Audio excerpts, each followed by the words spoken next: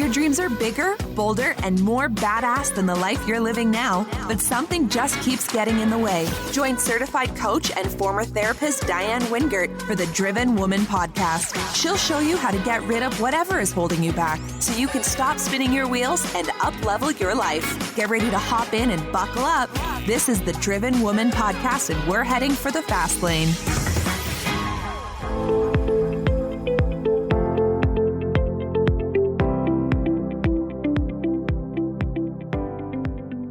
Well, hey there, and welcome back, Driven Woman. Today's topic might be a little challenging for some. You see, we're going to be talking about entrepreneurship and trauma. You may know that 50% of all adult women have experienced some form of trauma in their life, but you may not know that a significant percentage of entrepreneurs also have a trauma history. I've become somewhat alarmed over the last year at the dramatic increase in the number of coaches marketing themselves as trauma-focused. Clearly there is a need and clearly there is a demand, but I'm rather concerned about the potential for doing harm while trying to do good. So I've invited back my first ever return guest to the podcast, Nicole Lewis-Keeber. She is a therapist, a coach, a helper, a healer, a published author, and has extensive training and experience on the intersection of trauma and entrepreneurship. She's my go-to person on this topic, and I couldn't be happier to have her back on the podcast with me today. As always, if you have a difference of opinion on this topic or anything else I share on the podcast, I welcome you to have a respectful dialogue with me via email, the SpeakPipe widget on my website, or any of the social media platforms where I have a presence. For now, just join me in welcoming Nicole Lewis-Keeber for a very interesting conversation on entrepreneurship and trauma. Here we go.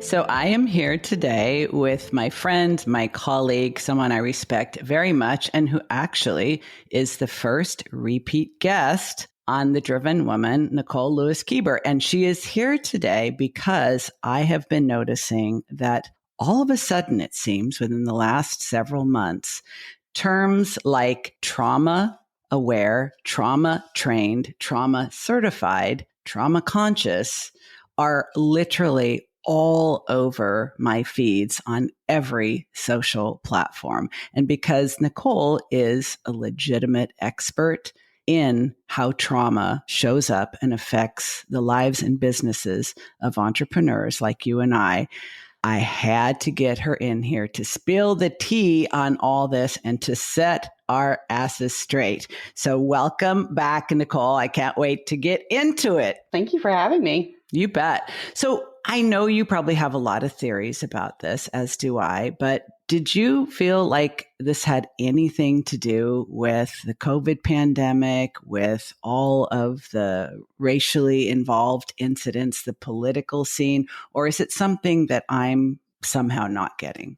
I think it's layered. I think it's a couple of things. I think that in this world of personal development, healing, and coaching, particular, that we go through waves of topics, right? We go through waves of embodiment, or then a wave of, neurodiverse, like ADHD, so what I've been seeing a lot is that people have found out that trauma is for sale. And so now it's become a part of their marketing platform because more and more people are starting to recognize that more and more of us are traumatized than we thought we were.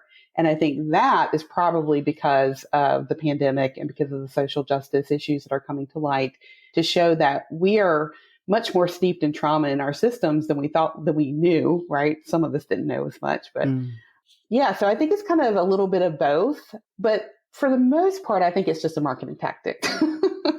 I tend to agree. I agree with you, Nicole. I see trends. I see waves. Something you and I have talked about privately is the number of women who are diagnosed with ADHD later in life. And 5 minutes later, they're marketing themselves as an ADHD coach. Mm-hmm. It's like astronomical and to me, really cringy.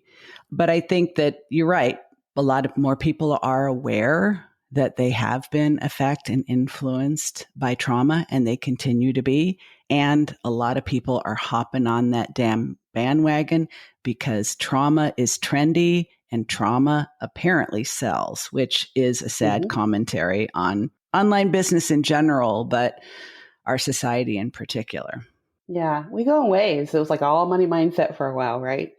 Then it was law of attraction, and then it was, divine feminine, like whatever the new thing is about learning to be who you are or to rise above, is kind of what gets targeted. And I think that a lot more people are recognizing that they have trauma and doing a little bit of work on it. And they're jumping into helping other people with it before they're ready to do that. So just because you're aware of your own trauma and have done some of your own work on your trauma does not make you qualified to then hold space for other people to do it. And I see people doing that a lot. Preach. Now, you and I also have backgrounds as licensed and trained therapists, as well as coaches and entrepreneurs. And it's something that, I don't even really like calling myself a coach for that reason. I know you and I share that philosophy because it sort of lumps you in a category with literally anybody and everybody who decides to use that label, whether they actually have done any of their own work to be qualified or not. I think it's one of the reasons why the term trauma aware, we had a good laugh about that before we started recording, because just because you're aware that trauma exists and it may actually have affected you really does not, should not enable you, empower you, anoint you, and approve of you to lead others. That's worse than the blind leading the blind. That is actually dangerous. I agree. I mean, I've been, talking about this for a long time, that there's a lot of harm that is done in these personal development, communities. And I used to look at it and just think, why are these people who are in, PR and marketing, who had some kind of wonderful retreat one weekend, now running personal development groups? When all these therapists are out here barely making it, it would just make me so angry, because I saw so much harm happening for people doing work around people's trauma when they are not qualified to do so. They don't know how to do more than one modality to help somebody. Yeah, it's really difficult to watch as someone who's a clinician to see the harm that's happening to people, and then to end up having them as clients because of the harm, that's happened. Yeah. I mean, it reminds me of the hairdressers that I used to have to hire for great sums of money to do corrective color work, because I thought that I could buy something out of a box and do it myself. And no, sometimes you really do need expert advice. Do you think everyone who is an entrepreneur and is aware that they have unhealed, partially healed, even fully healed trauma in their background, do you think they have a responsibility to themselves and to their team and to their clients or customers to explore that? Or are there some people that probably can just opt themselves out and no harm is being done? And that's a term that we're going to come back to again and again, because you have an amazing program, Do No Harm, that is really you created for this very reason. I think that as entrepreneurs, and it depends on what kind of entrepreneur, business owner you are, that if you know that you've had trauma in your background, and you've been working on it yourself, or you have come to some awareness about it, I don't know that we're ever really healed. I think healing is like layered, more like a spiral, that it would benefit you to understand how your trauma is impacting your business. It would also benefit you to be aware and conscious of how it is impacting your clients and your employees. But it is not your place to do that work with them, right? It's being conscious about how trauma might be impacting how you relate to them, right? So a lot of times when people do this work, they want to tell how everybody else should be doing things. Like, well, you got trauma, you need to do this. But it really comes down to being conscious about how your trauma is impacting these things and these relationships. So I think it's worth being, conscious of that, but it doesn't give you license to then tell other people what they should do about it. I was literally doing a training a couple of weeks ago, and they were asking me the difference between therapists and coaches. And I said, there's no licensing body for coaches. You have to have no certification, no degree. There's no oversight. There's no code of ethics whatsoever. Someone can say, I'm a coach, and so it shall be. Right. And so, I think that that's why this conversation is important. Thank you. I totally agree. And I know sometimes it can sound like we're defending our position because Yeah. we went through the training, the supervision, the hours, the licensure, the continuing education, because we chose to go that route. It can sound like we are defending our choice by being hmm critical of just how unregulated the coaching industry is. But hmm in my opinion, Nicole, I hear a lot of coaches kind of get a little prickly when I Oh, yeah. refer to coaching as an unlicensed industry, because in fact it is. And I am well aware that hmm IPEC and ICF and other large organizations are spending tremendous amount of energy, focus, time, effort, and propaganda to convince people that being certified by them is kind of like the gold standard. And eventually, some predict. I had a therapist who is deep, deep, deep into ICF certification tell me that it is going to be absolutely necessary for you to be ICF certified to be able to represent yourself as a coach in the future. And I'm like, hmm what flavor of Kool-Aid is that exactly? Is that like tropical punch? I don't recognize that one, but I'm like, says who? well, but says Says them. says the organization that is hmm totally made up with no hmm oversight of that organization by human beings who are self-anointed and self-appointed, and then hmm gotten others to buy into that.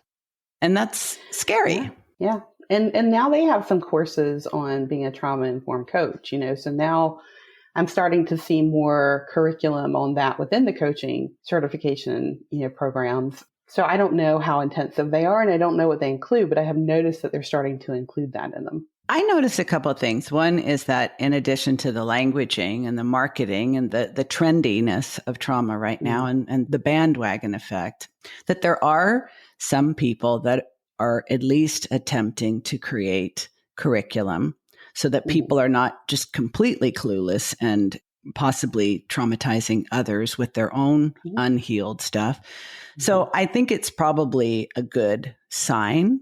but it's still unregulated and untested. And I notice that you use very specific language. You use the Mm-hmm. expression trauma conscious. And I would like it Mm-hmm. if you would explain the difference between trauma conscious, trauma informed, trauma aware, trauma certified, trauma trained, all the other, because most people sort of probably see those as synonymous, but as an expert in this area, you use the expression you use in a very intentional and deliberate Mm-hmm. way. Would you share that with me?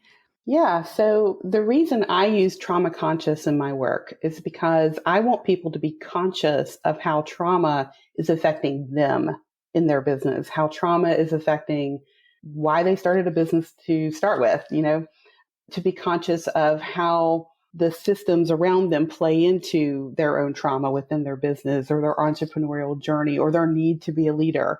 So you are conscious of yourself, the impact that trauma has had on you, and how it then filters through the systems that you create for yourself in your life. And your business, your entrepreneurial journey, and your leadership are the systems that flow through in your life. And part of that is also being conscious that when you are in a room with other people, that trauma is in the room. If that's your clients, if it's your employees, maybe it's someone who comes in direct contact with you, with your business. Maybe you speak to audiences about what you do, that you have a responsibility as a trauma conscious entrepreneur to also understand that trauma is in the room and to be more conscious and mindful about how you promote yourself, how you go through a sales process to not be predatory or to re-traumatize other people in the process. And what I have seen in other programs, I wrote it down here because there's so many different definitions of trauma informed Yes. that it's always funny to me when I see that because I'm like, says who? Because, Dr. Bruce Perry, who is a long time in trauma treatment, he wrote the book with Oprah Winfrey on what happened to Mm-hmm. you. This man's been in the trauma treatment field in significant ways for 50 years. Mm-hmm. And he's even like, I don't know what trauma informed means. Like, what does it even mean? No one can come to an agreement about what it is. So, if the experts in the field can't come to an agreement about it, I'm not sure I understand what your trauma informed, certification or your trauma informed label is, but I tried. And so what I came up with is that trauma informed in essence, is the focus of trauma-informed care and trying not to re-traumatize the person that you're working with. So basically being trauma-informed means you are not to re-traumatize someone. And that is recognizing the prevalence of adverse childhood experiences, understanding what they are, ACEs, recognizing that their behaviors or symptoms are the result of a traumatic experience, offering respect, kindness, empowerment with choice towards that person, and understanding them as a holistic individual. This is about being trauma informed. And as you will notice, there is nothing in there about what to really do about that.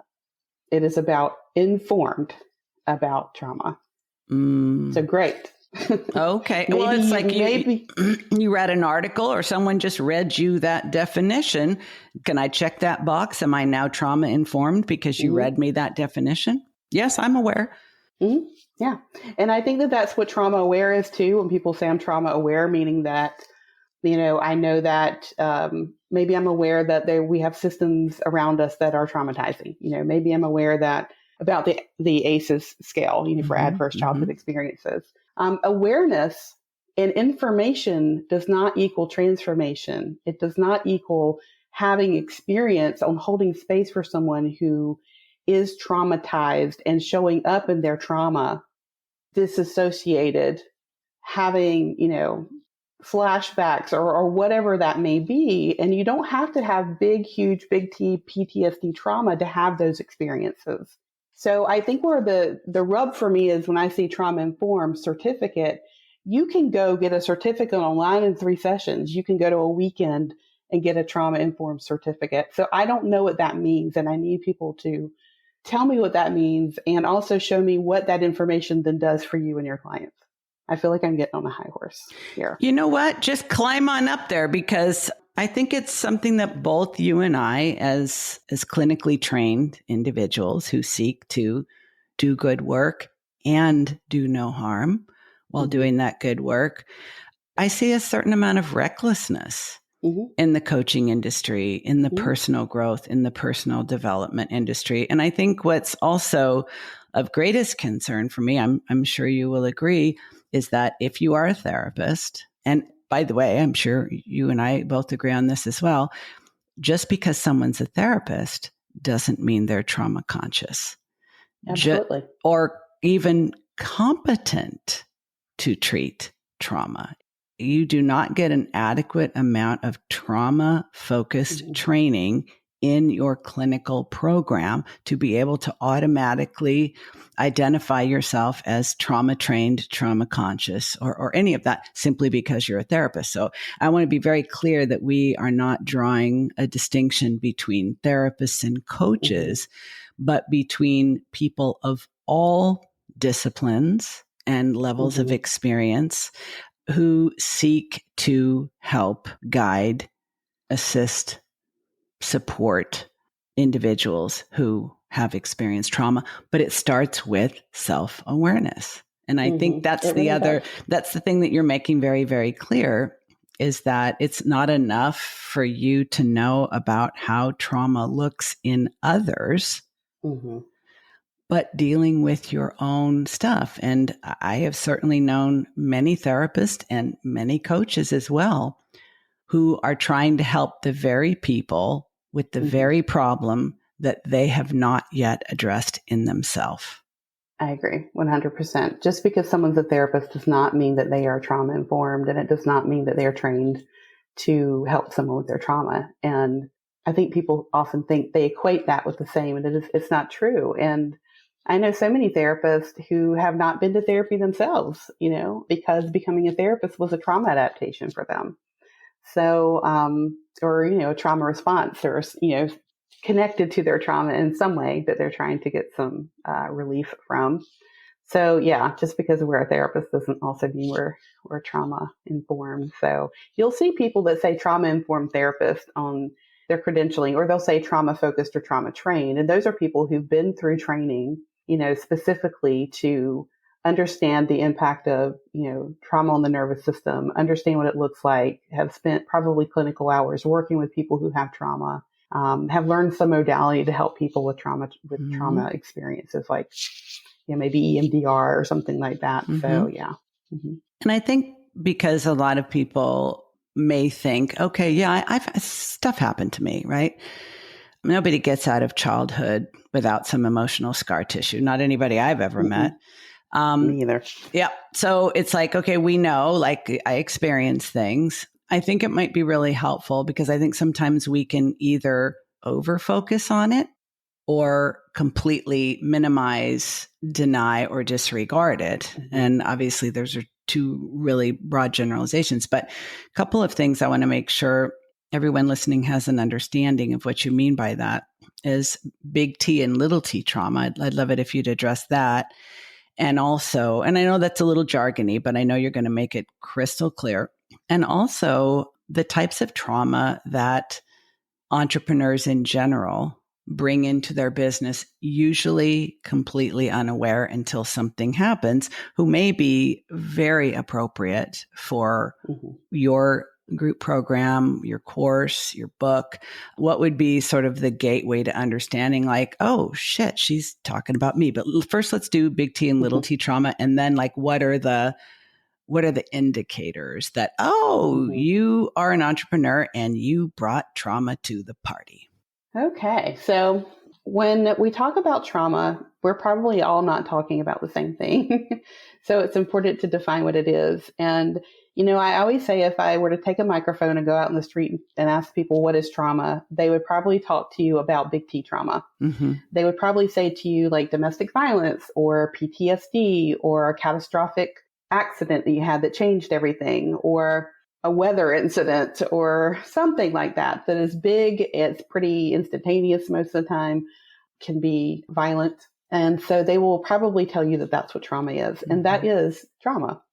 However, most of them will probably not say to you that trauma is also, growing up in, a household where all the adults were working and you're raising yourself, or having a learning difference like I did, so that every day you go to school, you have no idea what's happening and are having to figure it out yourself. They probably wouldn't tell you that moving around a lot and always being the new kid on the block is trauma.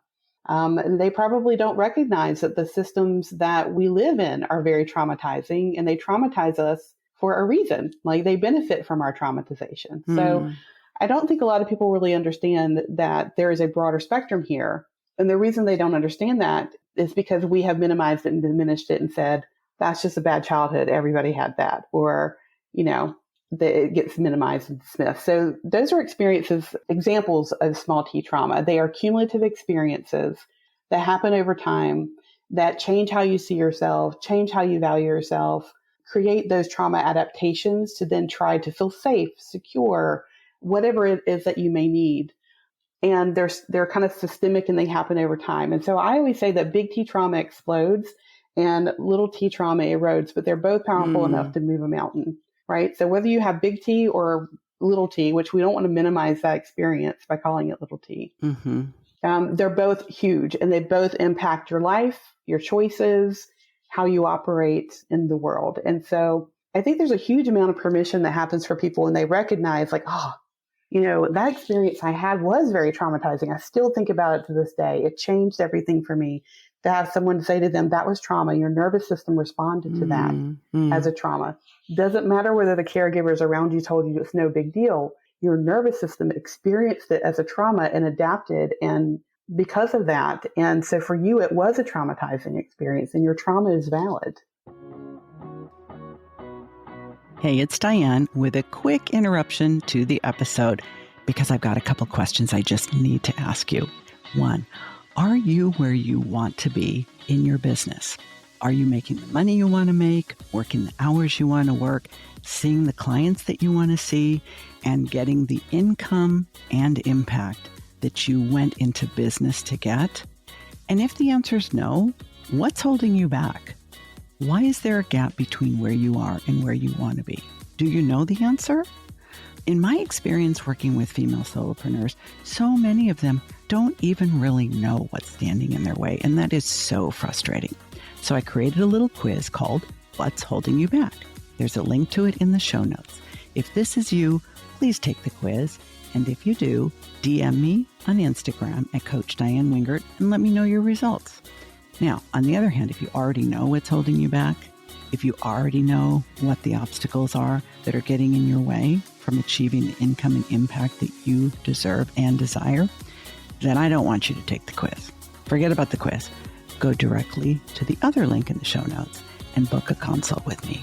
I may be the very coach, and this may be the year that you put all of that behind you and really have the business that you went into business to have. For everybody else, keep on listening. And if you find value in what you hear, don't forget to leave me a rating and review on Apple or wherever you're listening. Here we go. Back to the show. Now, looking back, a year from now to today, I'm a completely different person. Even, from the very first day that I started to work with you, I realized things are going to be really different. I mean, actually, I know before we even spoke, when I heard you on that podcast, I thought, this woman is exactly what I need. And honestly, I've never met anyone like you. And I'm so appreciative of everything that you've done. I mean, just sharing your experiences with everyone and being so open and honest, and just seeing you and how you interact with other people and how you share your experiences has helped in that recalibration in my own mind, because now I can accept myself for who I am, and I don't have to apologize for who I am. Who I am is who I am, and I love who I am. I'm not perfect by any means, no one is, but I'm freaking awesome.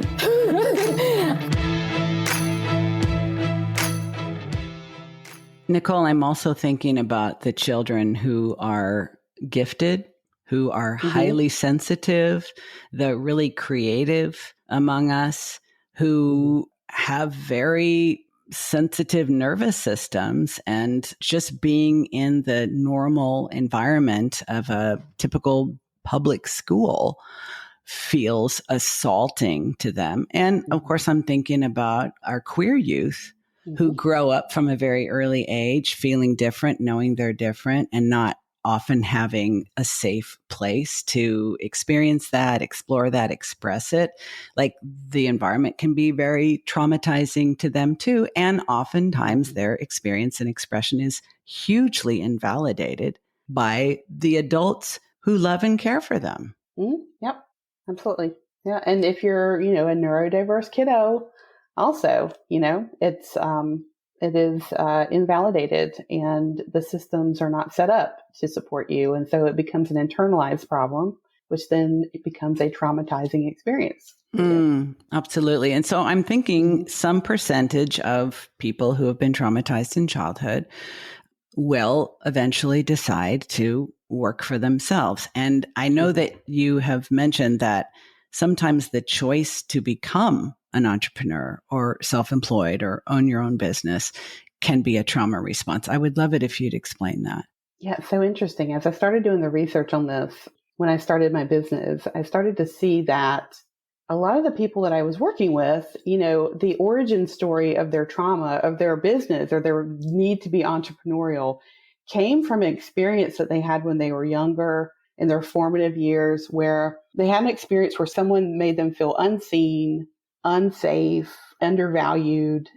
And they kind of said this thing to themselves, maybe either consciously or unconsciously, like, I'll show you, or I'll prove you wrong, or I'm never going to be like you, or I'm going to make sure that never happens to me again. And they don't recognize that this need to be the one in control or the one in power by having their own business, or making sure that they always have money available by being entrepreneurial, came from that moment in time. So the origin story of their business often is connected to a traumatic experience that they had for them, where they made some kind of unconscious choice to never feel that way again. And if you ask them to really kind of dig into it, almost 100% of the time, maybe one person who's just not ready yet, they'll go, oh, yeah. And they can trace it back. And then what's beautiful is they start to see, because of that experience, I learned how to do this. So then they start to learn, what are the resilience tools that, skills that came in because of that experience. So entrepreneurs have a very high tolerance, for a discomfort a lot of the time. And they will bet on themselves because they have always been the one to make stuff work. They don't have a problem being the one in control because they want that control to feel safe. So, people with trauma can sometimes be highly entrepreneurial. And so I think it makes sense for there to be a direct connection there. So I see that a lot, that an experience that they had has created the desire to be the boss in some way in their lives as adults. It makes so much sense, even in my own personal experience, either being undervalued, misunderstood, exploited, harassed, and thinking the solution to never being in a position to experience that again is to work for myself, not even realizing that what may seem like an empowering decision is actually a trauma-induced reaction. Not that it won't work out. Exactly. Because growing up with traumatizing experiences, you create a lot of resilience. You create a lot of tolerance for uncertainty, discomfort, self-doubt, rejection. But it's the subtlety and the nuance of like teasing those things apart so that you get to keep, this is the work you do, you get to keep all the post-traumatic growth benefits that have like infused themselves into your personality while working to eliminate or minimize the toxic parts. Yeah. The bits of the adaptation that hold us back or do not let us feel the way we were wanting to feel in that moment because we haven't realized. If you're wanting to feel safe and you're never feeling safe, no matter how much money you make, once you realize that that's the connection, then you can work on feeling what it means for you to feel safe and take it away from a dollar sign. So, I think that you can absolutely get what it was that 7-year-old wanted. You absolutely can get that through your business if you know what it was and you can make that connection. And I think that's the beautiful part of it. No, that totally makes sense. And also I'm thinking not just the people who think more money equals more safety, but when there's a trauma history, there's often difficulty with trust and difficulty with letting go and, allowing other people, like if you have your own company, you have to have a team usually. Yeah. But then you have to trust people. And then you have to not micromanage them or they're going to leave. And then you have to get somebody else and not, constantly hover around them and tell them what to do and ask them too many questions and things like that. Yeah. You probably see all that too. Yeah, I think that's a big one. I think that, the categories in my research that kind of came up around how trauma shows up, trust is definitely one of them. And it's either, trusting other people too much because you've deferred your power or not trusting at all and being a micromanager, working yourself to the bone until you absolutely have to hire someone else and then still sabotaging them to try and prove why having staff is a bad idea, And, I always say that relying on people is the behavior of trust. And if you can't trust, then relying on someone's going to be really hard. At that point, you're just, I can't think of it right now. Delegation, yes. ADHD brain. You're just delegating at that point. You're still involved. You're not getting a relief and you're not relying on that person to do their job. Now, I know because you work with people confidentially, obviously, I would not want you to expose anyone's story, but what would be an example of the kind of transformation that an entrepreneur who is aware, they've become aware that some of their behaviors, some of their beliefs, some of their habits, their decision-making is probably occurred under the influence of unhealed trauma. What is actually possible for them on the other side of exploring this, processing this, and making some changes in the way they think, feel, and do things? I think the biggest transformation is that you get to know yourself better and to know what you need. And I say every day, what works for you will work for you, right? But I think that we defer what we need and who we are and our authentic needs to other people. So I have a client that was very high performing, like from, teenage years, always extra, all the A's, all the extracurriculars, all very, very high performing, had a very, very specific goal, got the scholarships to school, the whole thing. And they ended up being I think the top 1% in their company for sales and just really was a go-getter and had all of the things you can imagine when you have that kind of high profile job, like the trips and then the beautiful place in New York, all that stuff. And the public acknowledgement that you are at the top of the list. Top of the game. Absolutely top of the game. And of course, as you can imagine, they at some point became very disgruntled with the corporate environment when it comes to women in particular. I think you know where I'm getting at. Yep. And they decided to go do their own thing. And they came into my life when they realized that starting their own business was not giving them the same level of high performance and recognition and whatnot that they were used to.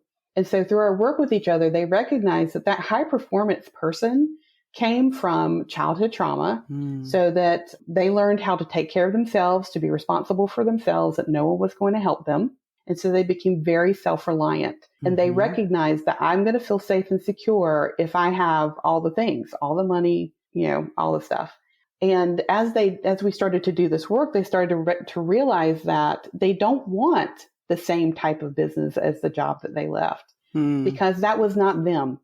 And so through the work that we did together, they transformed to recognize they're not a high performer. They are just a traumatized kiddo, right? And so when they let go of that persona and started to do some work around the money and trauma piece as well, so that they could see that they don't have to have this huge, big business themselves to have the revenue that will make them feel safe, feel safe and secure. They were able to move into their own business. It took them about 3 years, I think, to get to the point in their business where they were happy and satisfied with the clients that they had, with the work that they had, the recognition that they had.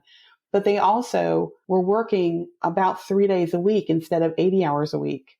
They were able to move their house and start a relationship. They ended up having a kid. Wow. And they recognized, I've never been a high performer. I have just been traumatized. And so now her business and her life looks very, very different. And she didn't really have to sacrifice much of the money or the revenue. It just came from a different place once she recognized, I don't have to do all of that to get this. And it's just a really good story about how, are you really a high performer? Are you really a type A person? Or are you just traumatized? And she recognized that that's not who she was. She's actually very sensitive, very, very smart, creative, artistic. And people don't recognize them now. That is phenomenal. That is actually reminding me of someone that I've worked with in the past who very likely had ADHD, undiagnosed, but also gifted. And her parents wanted her to go to medical school, wanted her to go into medicine. There was never any discussion about what she wanted. And she had she was also a creative person, probably wanted to be like an entire interior designer or something. And, clearly that was a trauma response. Like she literally, I use the expression conform to the norm.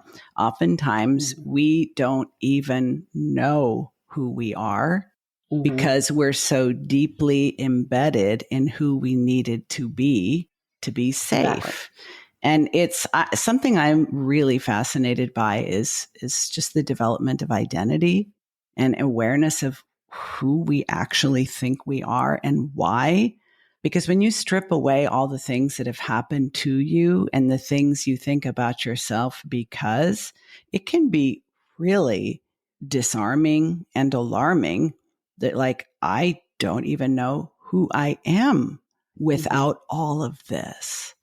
So I would be very concerned about somebody guiding someone through that level of transformation who was not a very well-trained therapist who specializes in trauma, because that would almost be, a person could completely fall apart at that point. Yeah. I mean, she thought she had a mindset issue, right? And she also thought that she had done the work because she had been through mindfulness coaching programs and, law of attraction stuff. And all she was doing was gaslighting herself and minimizing her emotions and practicing toxic positivity. So this is not someone who had not done any personal development. They had just been doing a lot of those type of programs and came to me because they thought they had a mindset issue with money. And it turns out, no, this person was highly traumatized. And we had to work on some hard things to help build her resilience so that she could go through the work. You can't just throw someone into a coaching program like that. You can't, so Well, they jump in themselves because, sadly, here we are in 2022 and mental health and going to Mm-hmm. therapy and seeing a therapist is still a very stigmatizing situation. And I think that Mm-hmm. is largely, in many respects, what has fueled the rapid growth of the coaching industry and the personal development industry, because there's no Yeah. stigma there. In fact, people are taking selfies of themselves at all of these Mm-hmm. experiences, and probably they're getting re-traumatized while they're there in the room with who knows how many other people who are also seeking healing, but are Yeah. probably continuing to further their trauma. Yes, I agree, which is why I continue to bang that drum of, doing no harm, because a lot of harm happens in those environments. I am Ooh. aware that in the medical community, they have the Hippocratic Oath. We don't really have something similar in coaching or even in therapy, but I love so much that you have really, really become, in a way, a crusader for doing no harm and for calling out something that probably not too many people are aware of. Before we wrap, I'd love it if you'd talk a little bit about the different options that people have to work with you if they're recognizing, this is something I really do need to explore. You have a book. You were a guest on the podcast a Mhm. year ago when the book first came out. You have a self-guided program and you have a more in-depth facilitated program. Let's talk briefly about each of those. Yeah, I have all the things. So, we'll make sure that you Let's see just them and sum we'll it give you a up. link. All the I have things. everything from a $12 course on the why of your business to, a book. Yeah. So there's so many ways to do this work and to get started. But Do No Harm, it's a program for trauma conscious entrepreneurs. And it really is the foundation of all the work that I've done over the years. It includes all of the processes, all of it. So it really is kind of my heart. And if you want to do a do no harm program to become a trauma conscious entrepreneur, there's two ways you can do it. You can either take the self-paced course because you like to do your own thing. Not everybody likes to do this work with other people, right? True. There's so many people who want to go at their own pace. They want to digest it. They want to sit with it. So you can do it in a self-paced way. Or if you're someone who needs that extra scaffolding of, having some accountability, having some more live components, we do a 6-month cohort twice a year. So that's also a possibility. But the point of this program is to kind of give you the journey of understanding, first of all, what is trauma? How is it affecting you and your business? So we talk about the anatomy of a traumatized business, how it impacts the relationship that you have with your business, how then it's impacting your clients and your employees, how you can be more trauma conscious in your marketing, how you can be more trauma conscious in your sales process. So it really takes it from you, what it is, you, your business, and then the people who come in contact with it. So I've not really seen a program like this before that is really is a conscious effort to understand first how trauma is impacting you and your business, and then understand how you can be more trauma conscious in the way that you market yourself. Because a lot of harm happens in marketing. That is for damn sure. And you didn't even start off deciding to do this.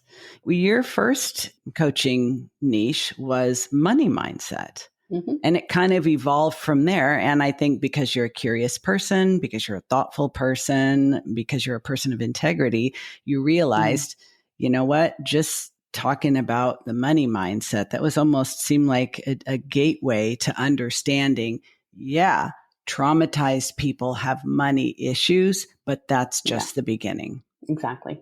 And it just went deeper and deeper and deeper. So what is next for you? Where do you see the possibility of this going? Or maybe I should ask you a different question.